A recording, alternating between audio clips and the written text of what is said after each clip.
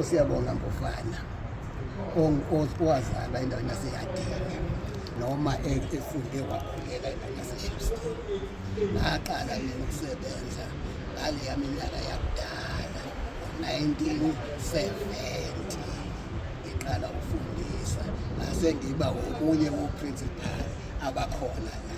Ngiyaye ngikusho lokhu ukuthi ngiwomunye sasibabili oprincipal ababe bancane la ababa oprincipal ngalezi zikhathi bengakafiki ngisho ku-age ka-8 years.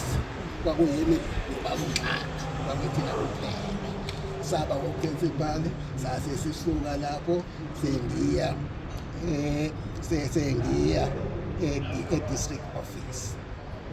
Angiqalanga e-district office kodwa ngasuka ngo-principal ngaya e-head office ngoba ngangivele we-mathematics. I majored in mathematics and mathematical statistics.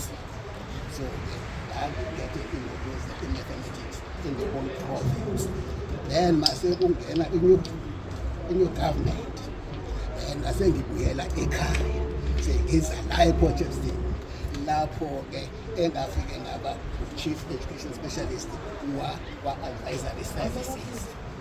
Ilapho-ke engahlala khona, lapho sahlangana khona nabo bonke abantu abakhona kwi-province. Sekungaseyona iKwaZulu government kodwa sekuyi-KZN.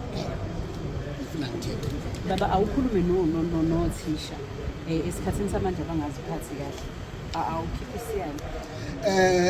Othisha manje akulula ukuthi sibatshele ukuthi abaziphathi kahle ngoba othisha esinabo abasafani nalapha ya esasenabo. Ngisawu-principal yayithi insimbi mayikhala ngingayi ukuthi ingane masingene eklasini ngangivele ngiphume nje e-ofisi ngime phambi kwe-ofisi ngithi everybody uyazi ukuthi kufanele abe laphi. Kodwa namhlanje iy'ngane-ke ngisho ukuthi sesaba namalungelo phela, sekukhona izinto ongasakwazi uthisha ukuthi aziphoqe. Kodwa noma kunjalo siyawubancenga sibanxuse kuthisha abazame bafune indlela yokubenza abantwana baqeqesheke. Ngaphandle kolwazi, ngaphandle kwe-discipline, i-education iyawusokola.